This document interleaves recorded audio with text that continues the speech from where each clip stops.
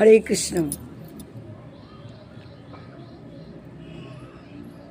আজকে আমরা ভগবানকে দেখতে পাচ্ছি না, তাই তো?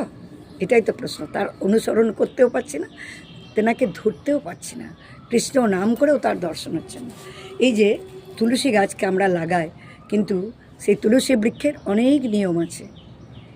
তিনি কিন্তু কথা বলেন, তিনি রাধারানী, স্বয়ং রাধারানী। তুলসী বৃক্ষ কারো ঝগড়া মারামারি সহ্য করতে পারেন না, কারো অপব্যবহারও সহ্য করতে পারে না, কোনো তার গায়ে স্পর্শ করলে তার আঘাত লাগে। দেখবেন বড় বড় মন্দির মসজিদে তুলসী গাছকে কিভাবে যত্ন করেন। তুলসী বৃক্ষ হচ্ছেন স্বয়ং ভগবান। সেখানে যখন জল দিই, তার পাতা ফুল ফল মঞ্জুরি ধরছি, তাহলে এখানেই তো আমরা প্রমাণ পাচ্ছি, তাই না, যে ঈশ্বর আছেন। ঈশ্বর না থাকলে এইটুকু তুলসী মঞ্জুরিটা বীজটা ছিঁড়িয়ে দিই, তারপরে গাছটা প্রকাশিত হচ্ছে। প্রতিদিন তিনি পঙ্খে পঙ্খে পাতা সৃষ্টি করছেন এবং বিষ্ণুচরণে সেটা যাচ্ছে।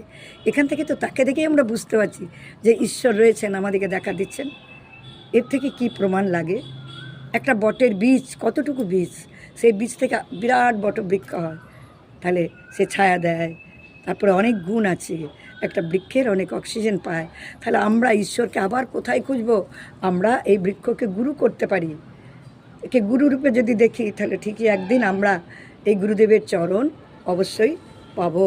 কেন পাবো না?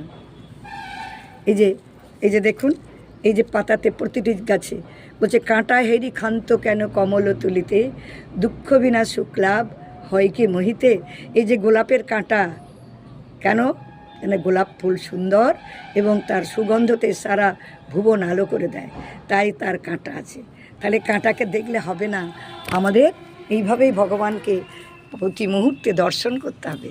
তোমরা সকল ভক্তগণ, তোমরা ঈশ্বরকে দর্শন করো প্রতিটি জিনিসের মধ্যে। হরে কৃষ্ণ।